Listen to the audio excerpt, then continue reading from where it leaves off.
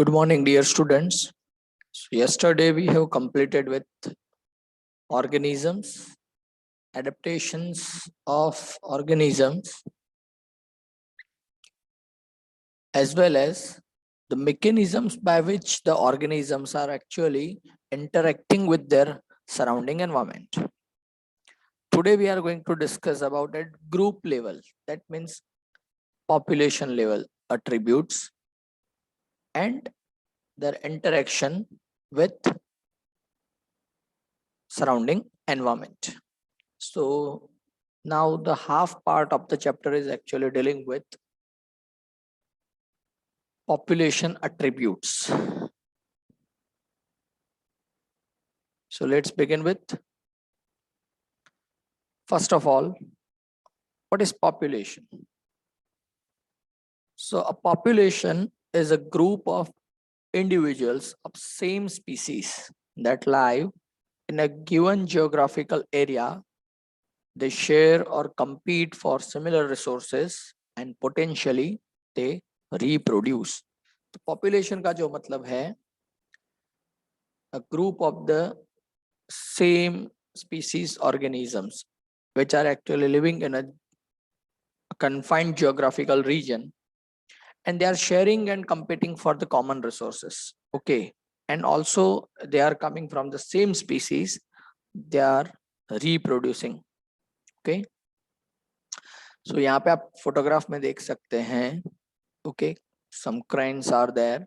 Okay, तो population of cranes, population of grass, population of lotus, okay, in a given pond. ऐसा आप इसको justify कर सकते हैं definition of population.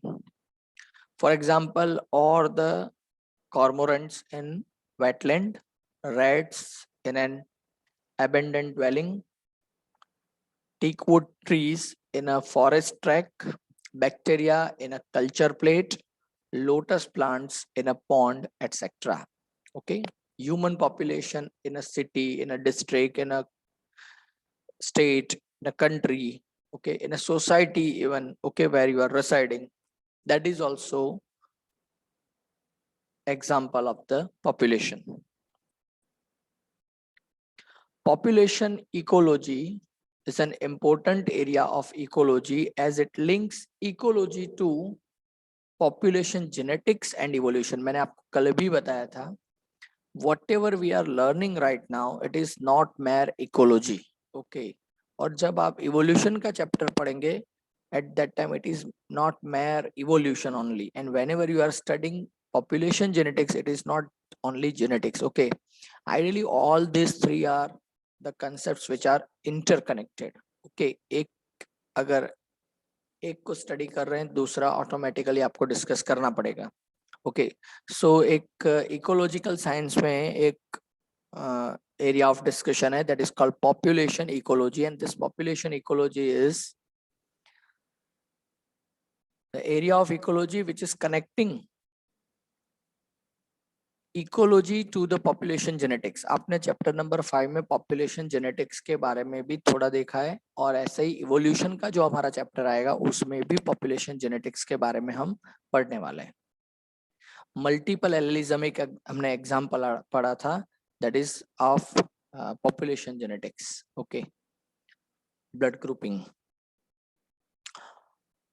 Fine, so it is connecting with this to genetics as well as evolution.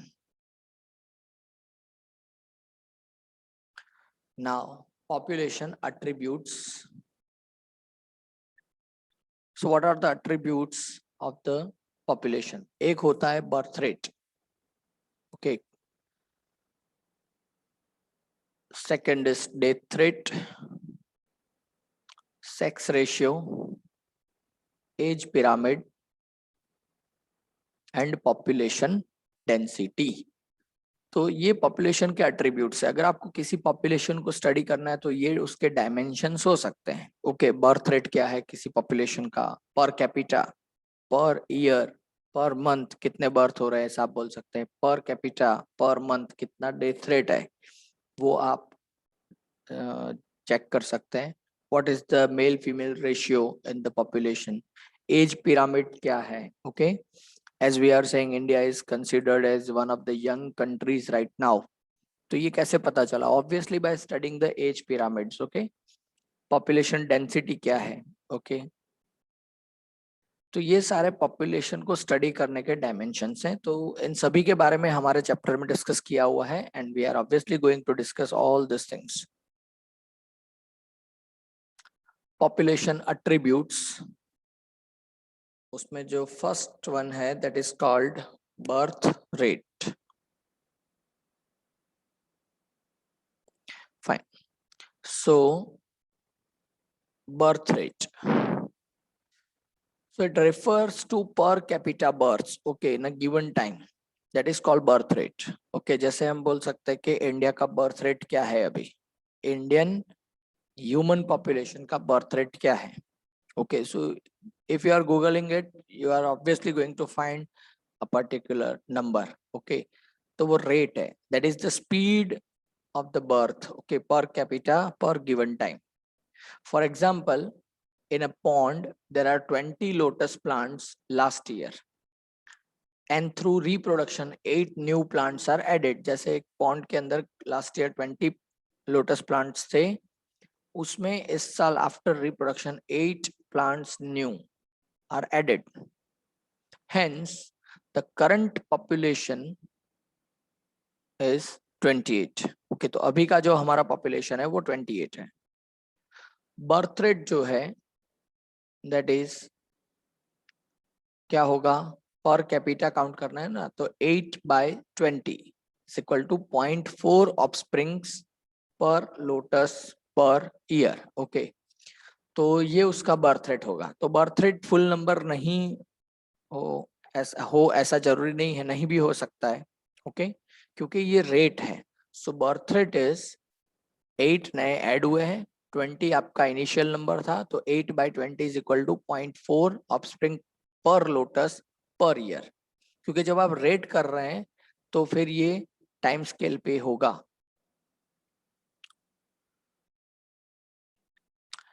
In a similar way about death rates, so it refers to per capita deaths. Okay, similar है.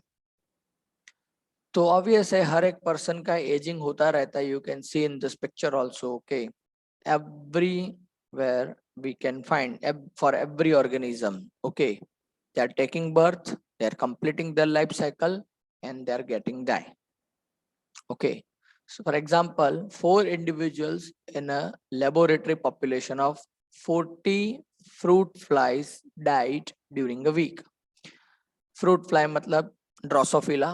Okay, तो एक lab के अंदर 40 Drosophila थे, उसमें से 4 have been died in last week. okay, during a week, in 7 days you can say. Then what will be the death rate?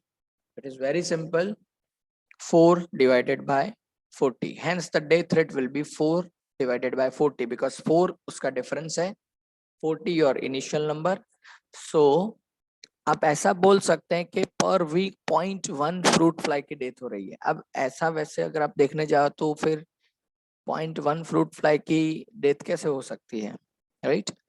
अगर death होगी तो that is of the full organism, but it is the rate. Okay, तो इस rate के हिसाब से आपको death का स्पीड क्या है वो पता चल सकता है in a given time. So 0.1 individuals per fruit fly per week. This is the death rate of the fruit fly in the given condition. Now sex ratio. So population has a sex ratio as well, where for example 60% of the population is females and 40% are males. Okay, ये आपको example दिया है. Okay, तो in a given population sex ratio percentage में होगा. Okay, it will be in percentage on the scale of 100. Okay, in our country we are counting this sex ratio on the scale of 1000. Okay, per 1000 कितने girl child का birth हो रहा है every year. Okay, in that way we are counting the sex ratio. Okay, so girl child birth ratio ये हम calculate करते हैं.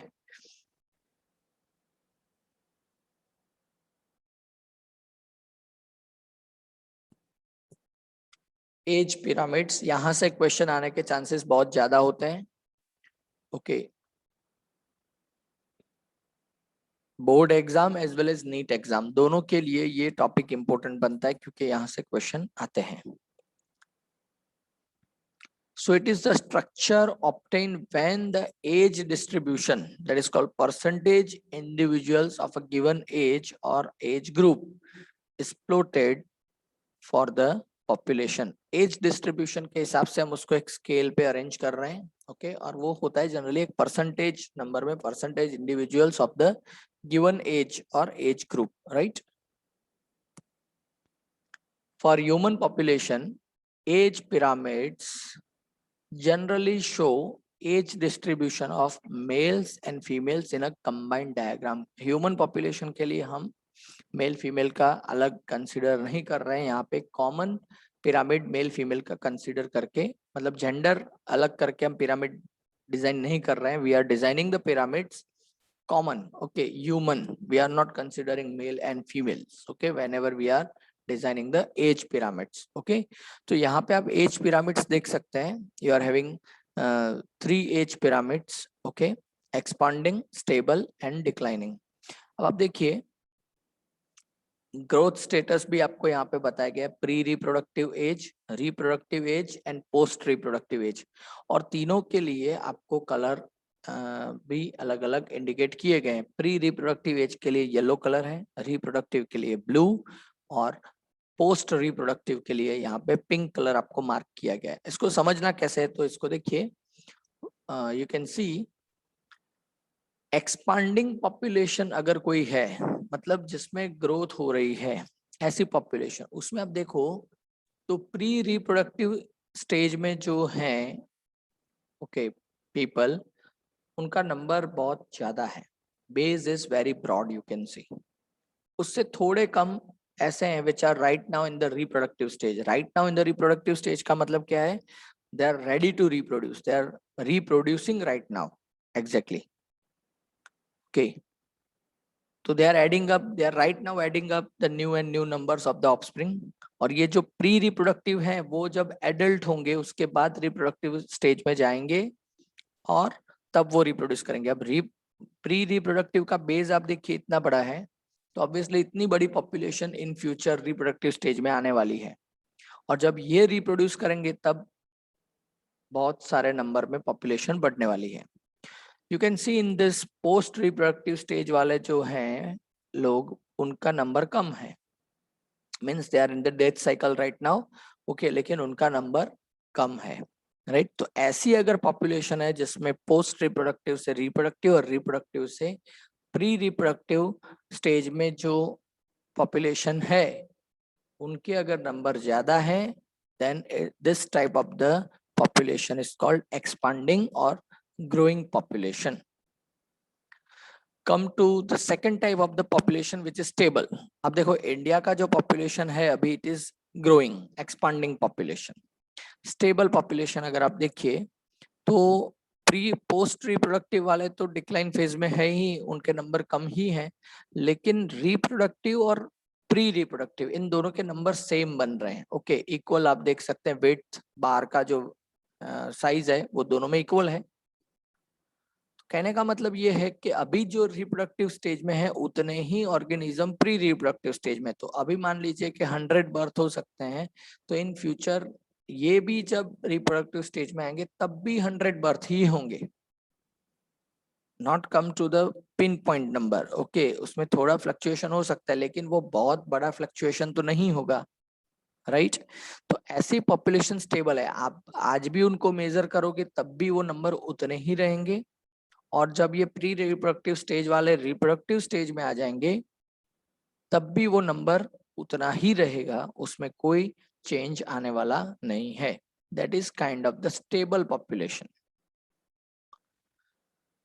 Third, declining population. तो डिक्लाइनिंग पॉपुलेशन में आप देख सकते हैं कि पोस्ट रिप्रोडक्टिव का तो जैसे है वैसे ही है, लेकिन रिप्रोडक्टिव स्टेज जो है उससे प्री रिप्रोडक्टिव स्टेज वाले जो नंबर हैं वो बहुत कम है।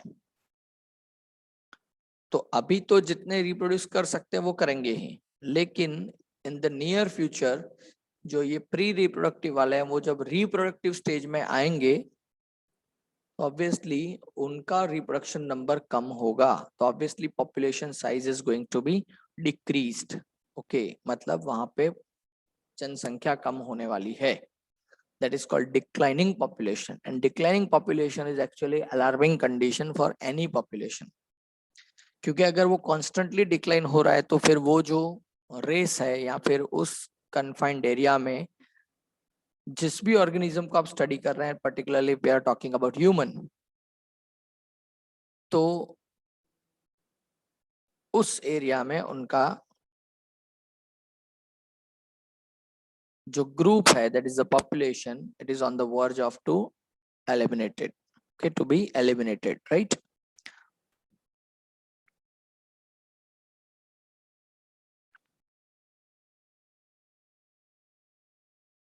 Fine. So ये तीन तरह के पॉपुलेशन हमारे सामने है। Now population size and population density. So it is the number of individuals of a species per unit area or volume. Population size क्या है, population density क्या है, that is important.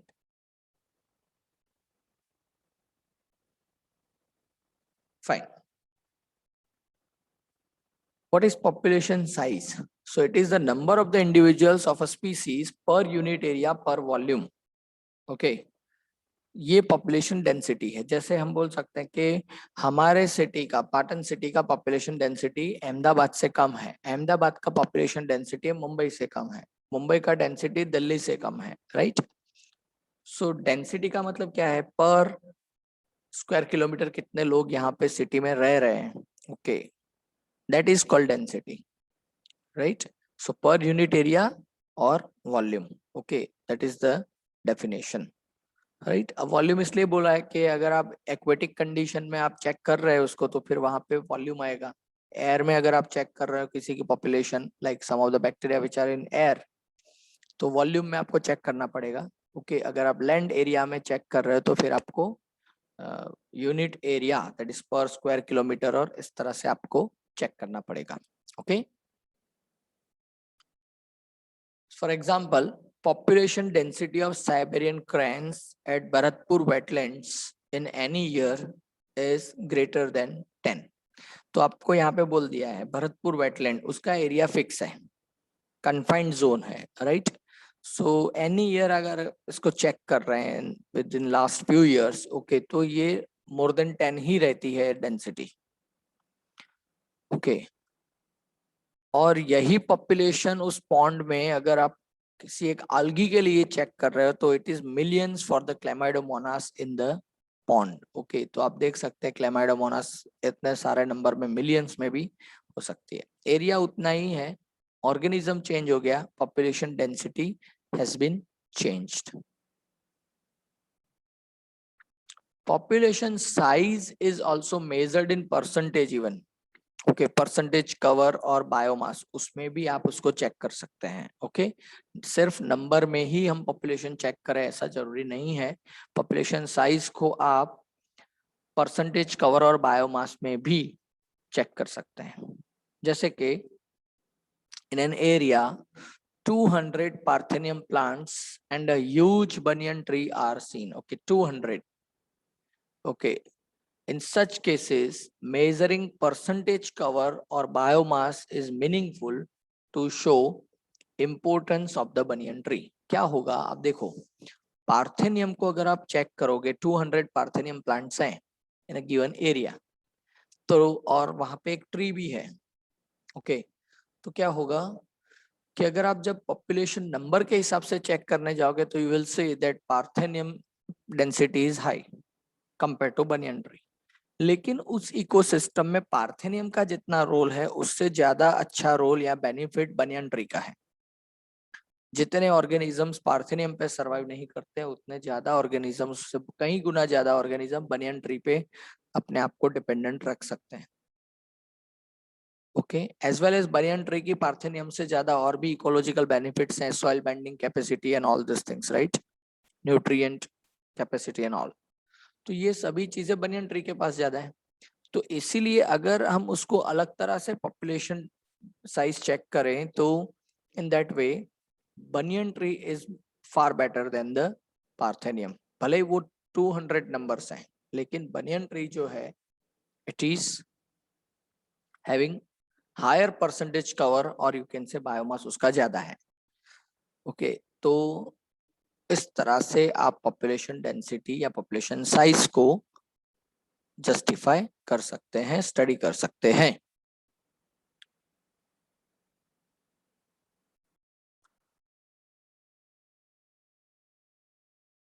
Total number is a difficult measure for a huge population. बहुत बार ऐसा होता है कि आप किसी एक ऑर्गेनिज्म के लिए 100% सभी कैलकुलेशन नहीं कर सकते। जैसे किसी एक ओशन में फिश की पॉपुलेशन कितनी है, तो आप उसको नंबर जस्टिफाई नहीं कर सकते, not possible. In such cases relative population density which is not exactly the correct number but it is near to the exact number, okay, relative population density without knowing absolute population density is used, okay, relative population density. For example, the number of fish caught per trap indicates its total population density in the lake, okay, obvious है, okay, per trap जितने fishes वहां पे आप catch कर रहे हैं, okay, during the fishing process, okay, और fishing activity, तो आपको पता चल सकता है कि यहाँ पे पॉपुलेशन डेंसिटी कितनी होगी। ओके अगर बहुत कम है पर ट्रैप नंबर ऑफ फिशेस तो फिर ऑब्वियस है कि वहाँ पे पॉपुलेशन डेंसिटी कम है। अगर ज्यादा है तो ऑब्वियस है कि वहाँ पे पॉपुलेशन डेंसिटी ज्यादा है। सो टोटल नंबर जहाँ पे डिफिकल्ट है वहां पे आपको रिलेटिव पॉपुलेशन डेंसिटी मेजर निकालना है। ओके जैसे एयर में नंबर ऑफ बैक्टीरिया कितने हैं, तो for that thing you have to say you have to check just a plating, okay, आपको उस बैक्टीरिया को प्लेट पे ग्रो करना पड़ेगा और उसके हिसाब से आप बोल सकते हैं कि ये पॉपुलेशन इस एरिया में बैक्टीरिया की इतनी हो सकती है, relative population density you can से। In some cases, indirect estimation of the population size is also performed. Indirect.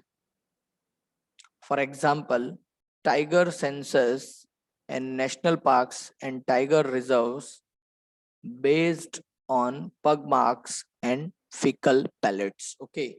तो टाइगर रिजर्व में टाइगर का सेंसस का मतलब होता है calculation of the population, census, okay.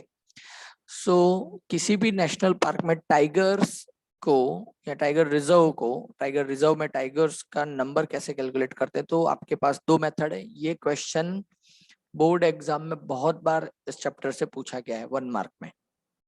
तो दो मेथड्स हैं, एक तो है उसके pug marks, okay, this are, okay, उसके जो मार्क्स हैं चलने के, ओके, उसको हम चेक कर सकते हैं, राइट। तो सभी का पैटर्न अलग अलग होगा, तो उसके हिसाब से पता चल सकता है कि ये अलग अलग टाइगर थे या एक ही हैं, उसको काउंट करके पॉपुलेशन डेंसिटी पता चल सकती है। और फीकल पैलेट्स, उनका जो फीकस है, ओके, उसको भी चेक करके पता चल सकता है कि they are the different tiger और द सेम वन, ओके। तो ये कुछ मेथड्स होते हैं to calculate to get the indirect estimation of the tiger population in national parks and reserves, okay। तो ये कुछ ऐसे मेथड्स भी प्रैक्टिकली आपको चेक करने पड़ते हैं जहां पे हर बार आप पिन पॉइंट नंबर का कैलकुलेशन नहीं कर सकते हैं। और कहीं पे ऐसा भी है कि जहां पे आपको पिन पॉइंट नंबर, भले ही पॉपुलेशन साइज बहुत बड़ी है लेकिन फिर भी पिन पॉइंट नंबर आपको बताना पड़ेगा। से for example human census, okay, citizen population in India, तो एवरी 10 ईयर्स ये होता है, ओके, मतलब 2011 में लास्ट में हुआ था, 2021 इज द ईयर, इस साल होना चाहिए, but as government has already said 2021 में ये पॉसिबल नहीं है, it will be carried on 2022. Every 10 year it is the practice by the government. Okay, they are coming to your home, the government servants, and they are asking some questions, they are having some questionnaires. Okay, and you have to fill up them, and from that government is then declaring the number of the census. Okay, और उसमें से फिर बाकी कुछ data भी वो declare करते हैं. Okay, it is the routine practice. So ये सारे जो पैरामीटर्स हैं पॉपुलेशन रिलेटेड, उसके साथ साथ population growth is one such important, one of the very important parameter of the population. So the population size changes depending on factors like food availability, predation pressure and weather. तो ऐसे बहुत सारे factors होते हैं which are actually affecting population growth. Okay, जैसे कि food availability, अगर food easily और ज्यादा अवेलेबल होगा population is going to increase. Predation pressure, अगर प्रेडेटर्स ज्यादा हैं population is going to decrease. Weather condition, okay, अगर वेदर सूदिंग है population is going to increase. अगर वो डिस्टर्ब रह रहा है weather, population is going to decrease. Some pandemic disease, अभी देखिए corona effect. Okay, right now population is decreasing. Okay, number of people are dying day by day throughout the globe. तो और favourable condition आएगी तब ये population वापस increase होना शुरू हो जाएगी. We know that. So changes in the population density give some idea about the population, whether it is flourishing or declining. Okay, तो population density में अगर fluctuations आ रहे हैं, जैसे कि उस पॉइंट में हमने कैलकुलेट किया था कि 0.8 इज इंक्रीजिंग. अगर वो 0.8 इंक्रीज हो रहा है और नेक्स्ट ईयर भी 0.8 इंक्रीज हो रहा है तो इट इज स्टेबल. लेकिन 0.8 की जगह पे नेक्स्ट ईयर अगर 0.5 आया ग्रोथ रेट, बर्थ रेट, तो इसका मतलब पॉपुलेशन डिक्लाइन हुई है, ग्रोथ रेट कम हुआ है. और यही 0.8 की जगह पे 1.2 आया तो फिर क्या, तो इसका मतलब population is flourishing, population is increasing. मतलब the population is having favourable conditions in that point. अगर वहां पे ग्रोथ रेट बढ़ रहा है तो. ऐसा ही डेथ रेट के बारे में है, अगर डेथ रेट कम हो रहा है तो फिर population is flourishing. Okay, they are having good condition, सभी फैक्टर उनके लिए पॉजिटिव है. और अगर ग्रोथ रेट ज्यादा हो रहा है, सॉरी डेथ रेट बढ़ रहा है, तो फिर वहां पे एबनॉर्मल कंडीशंस हैं which is unfavourable for that population. Okay,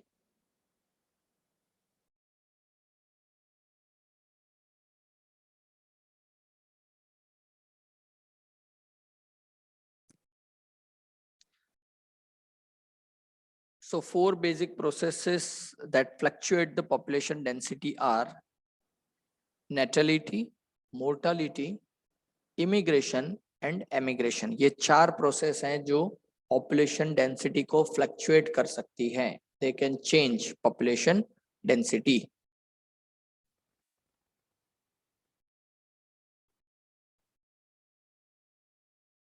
So dear students,